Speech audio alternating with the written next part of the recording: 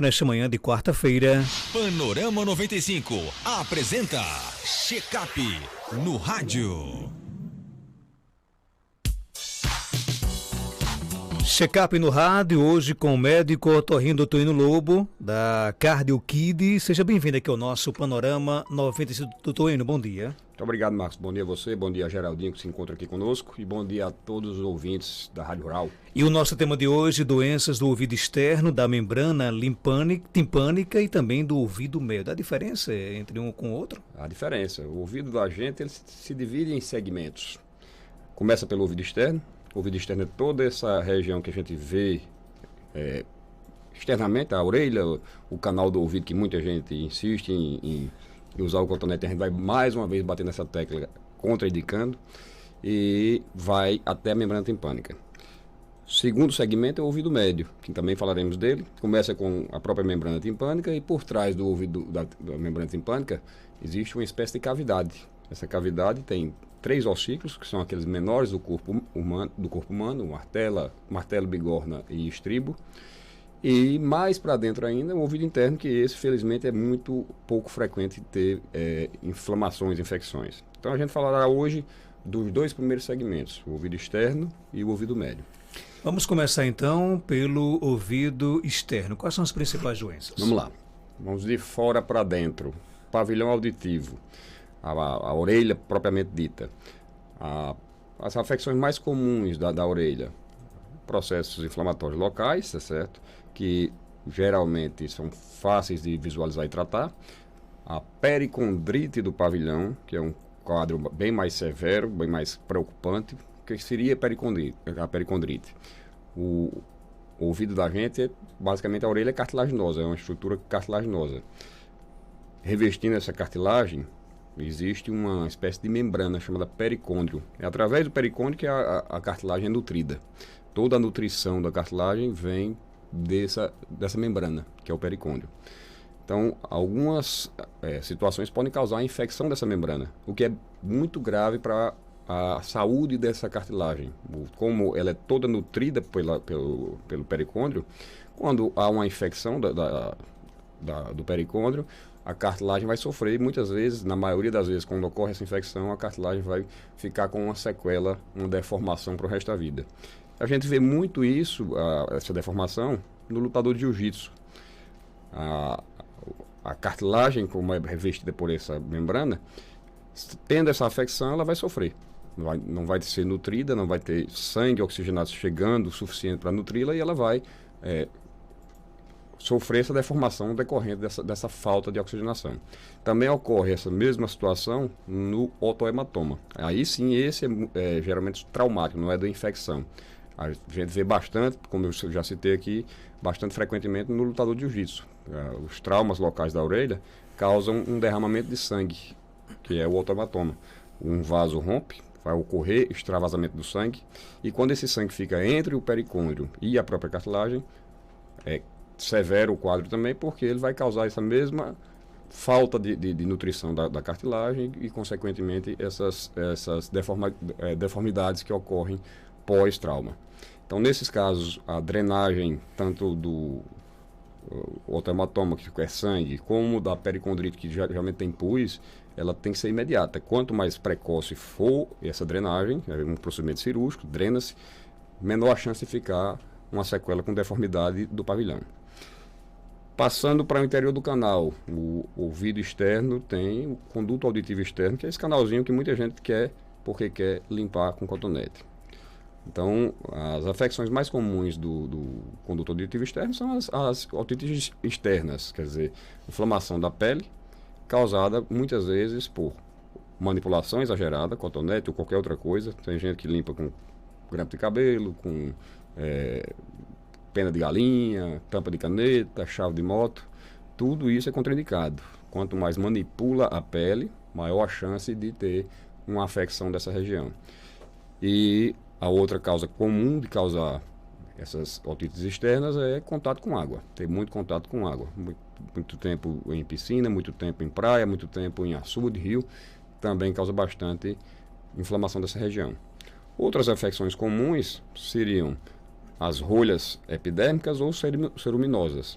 Quer dizer, forma-se uma rolha de cera, isso oblitera o canal e vai causar diminuição da audição.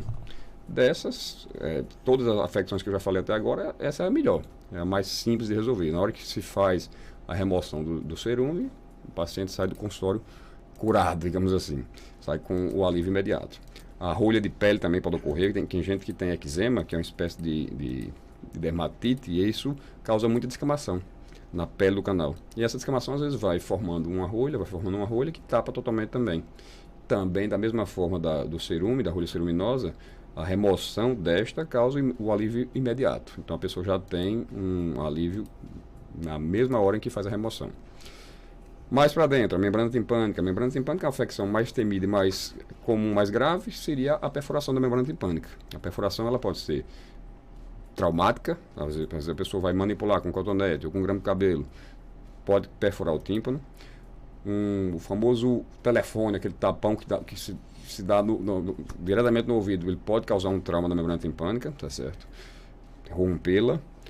E a outra causa comum é infecciosa. As infecções do ouvido médio, as otites médias, mais comumente, ou as otites externas, principalmente quando causada por fungo, ela pode causar erosão da membrana timpânica e, consequentemente, perfurá-la. Meningite poliosa, uma infecção viral que causa, como o próprio nome diz, bolhas na membrana timpânica, que é bastante doloroso. É uma infecção que a gente vê com pouca frequência, mas ocorre também. E passando mais adentro, o ouvido médio, as infecções mais comuns, as alterações mais comuns do ouvido médio são as otites médias. A otite média pode ser somente serosa ou secretora, quer dizer, sem infecção, sem processo infeccioso ativo, e quando acumula secreção lá dentro, onde só devia ter ar, começa a acumular uma secreção, e isso, obviamente, vai causar incômodo ao paciente. Que tipo de incômodo?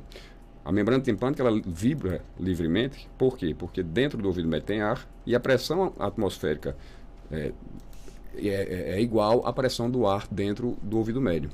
Quem equaliza essa pressão, quem regula essa pressão para ficar igual, é um canalzinho que comunica do ouvido para o nariz.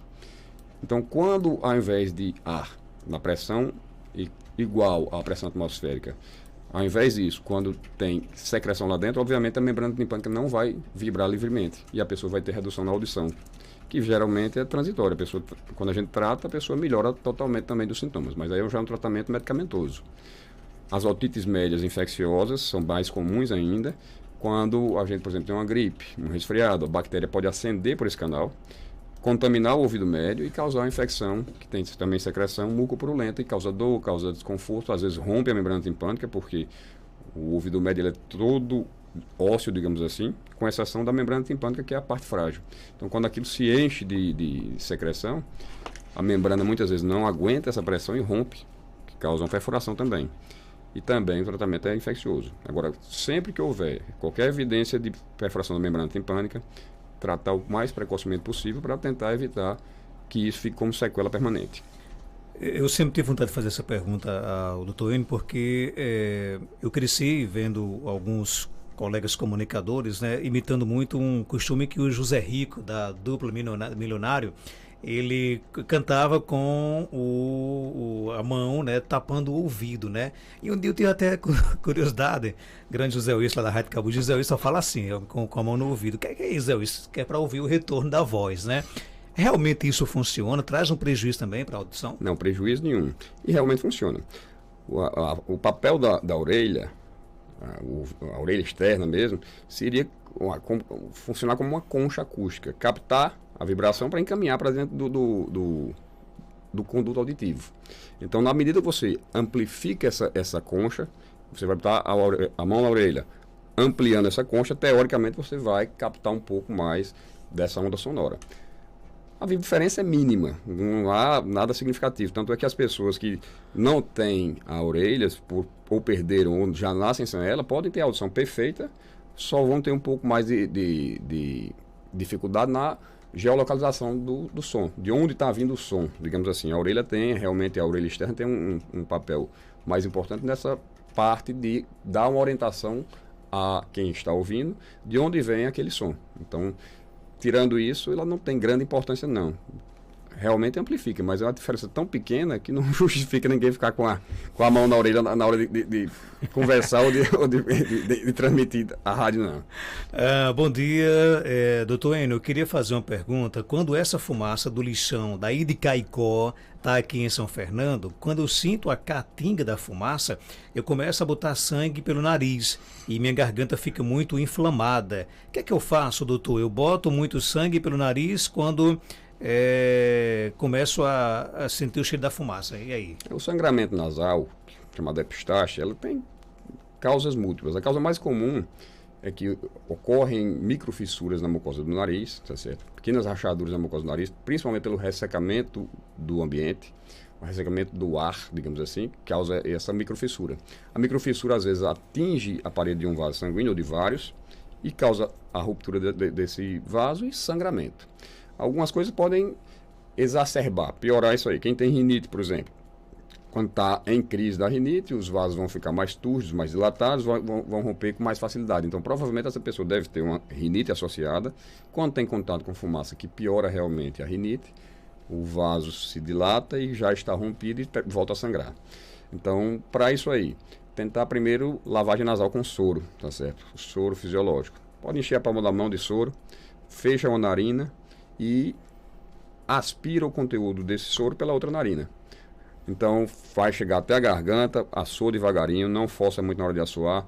Faz isso no mínimo 3 vezes ao dia, com soro na temperatura ambiente. E nesse caso específico, toda vida que ela estiver sentindo o cheiro da fumaça, vai fazer essa lavagem. Ficar lavando várias vezes ao dia. Não tem limite. 3 vezes está bom, mas 5 está melhor, 10 está melhor ainda. Para ver se resolve a situação com esse procedimento. Caso isso não ocorra, caso não melhore, aí eu recomendo que ela procure um atendimento médico, porque existe tratamento para ajudar a fechar esse vaso sanguíneo que está rompido. Tem mais perguntas aqui no nosso WhatsApp, 992053030, bom dia. Bom dia, Marcos. Bom dia, doutor Enio. Doutor Enio, eu tenho esse problema que o senhor falou aí. Eu sempre crio muita cera no ouvido, sabe, nos meus 2 ouvidos. Às vezes num, às vezes no outro e às vezes nos 2. Já tive de ficar moca dos 2 ouvidos de uma vez, porque estava cheio de cera. E sempre quando acontece isso, eu tenho que ir para o hospital, eu chego lá, eu vou ao médico, o médico passa aquele medicamento que é para amolecer a cera, aí vou no hospital e dou lavagem no ouvido, e aí pronto, quando limpa, tira aquela cera, eu volto para casa boazinha. Mas isso sempre acontece. Por várias vezes, eu já tive que ir para o hospital para desentupir meu ouvido cheio de cera. E aí, doutor Enio? Infelizmente, tem gente que produz mais do que o necessário. Então, é como o suor. A gente tem pessoas que você observa que está aqui no ar-condicionado, está suando. Mas há como controlar isso? Não, infelizmente é da produção individual. Então, tem gente que vai suar mais, tem gente que vai suar menos. Tem gente que joga uma partida de futebol praticamente não sua. Por quê? A produção do suor é feita pela glândula sudorípara. Tem gente que tem uma quantidade maior de glândulas, tem gente que tem uma quantidade menor. Da mesma forma, acontece com o cerume. O cerume é de produção do próprio organismo.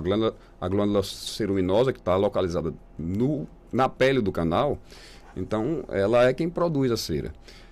Da mesma forma do suor, tem gente que tem uma concentração maior e uma concentração menor dessas glândulas. Quem produz em excesso, vai produzir em excesso sempre. Não tem como a gente minimizar isso aí, porque ninguém vai tirar a glândula sudorípara de ninguém, não vai tirar a glândula ceruminosa de ninguém. Esse processo não é eficiente. Já foi tentado com glândula sudorípara, mas o resultado nem sempre é bom. E para a glândula ceruminosa nem se tenta isso.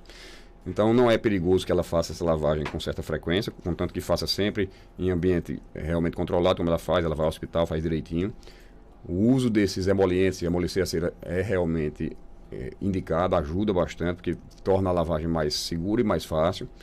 E o que eu posso recomendar, evite tentar fazer a limpeza em casa. O cotonete, o famoso cotonete, quando usado nesses casos, faz empurrar para dentro a cera. Ao invés de remover, vai empurrar mais para dentro ainda, e sem contar que pode causar microlesões na pele, trauma e, consequentemente, causar inflamação. Então, que ela continue da forma que está fazendo, ela continue agindo como está agindo.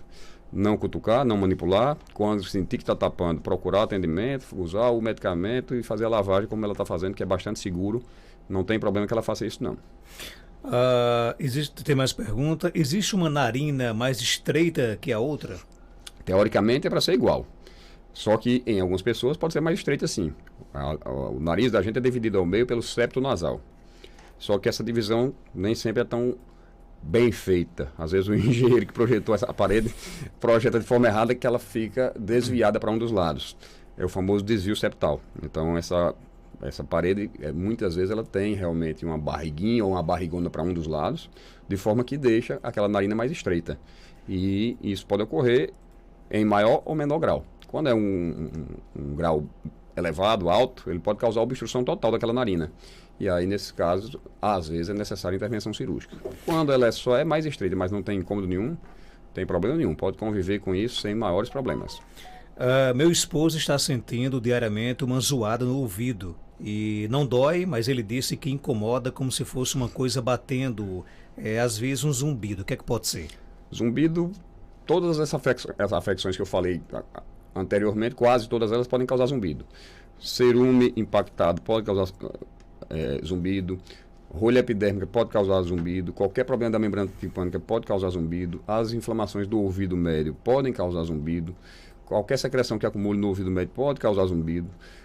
As doenças do ouvido interno, que a gente não falou até agora, também podem causar zumbido. Então, são muitos problemas que podem causar zumbido. Cada um deles tratado de uma forma diferente. Obviamente, depois que se estabelece a causa do zumbido, é que você vai fazer um tratamento. Para a maioria dos casos, o zumbido, quanto mais antigo, pior o resultado. Tem gente que demora muito a procurar tratamento, quando vai tentar, não consegue resultado nenhum mais, porque passou do tempo, digamos assim, de tratar.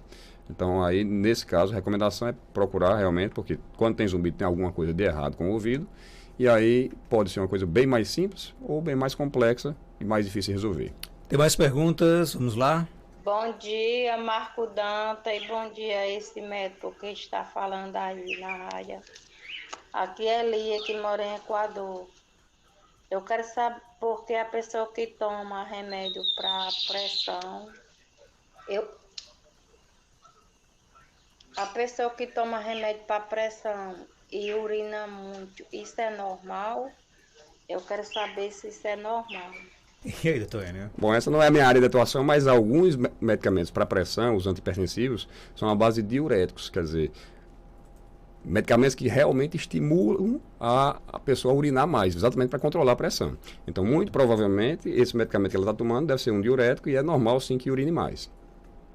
O ouvinte quer saber, ele conta que sempre quando faz atividade física sente dor de cabeça. Tem alguma relação? Tem relação, sim. Algumas pessoas podem ter isso aí. Pessoas que têm enxaqueca podem piorar da enxaqueca com atividade física, tá certo? Pessoas que são hipertensas, a atividade física pode elevar a pressão no momento da atividade, se a pessoa não estiver fazendo o controle da hipertensão. Isso também pode causar dor de cabeça. Essas são só algumas das causas, então pode ter correlação, sim. Estou com septo nasal rompido. Isso pode ocasionar algum problema futuro? Tenho sangramentos. Rompido, eu acho que ele usou a expressão errada. Ele talvez tenha um desvio de septo ou esteja com um dos vasos do septo rompido e causando sangramento. Existe uma alteração chamada perfuração septal, geralmente decorrente ou de processos infecciosos crônicos, que causa aquela perfuração, ou de procedimentos cirúrgicos, que também tem a perfuração. Só a perfuração ela não causa maiores problemas, a não ser a formação de crostas. Algumas pessoas que têm perfuração septal podem formar crostas na borda da perfuração, as casquinhas como casca de ferida, que só incomoda se for em grande quantidade, e para isso tem jeito, tem como a pessoa minimizar a formação dessas crostas.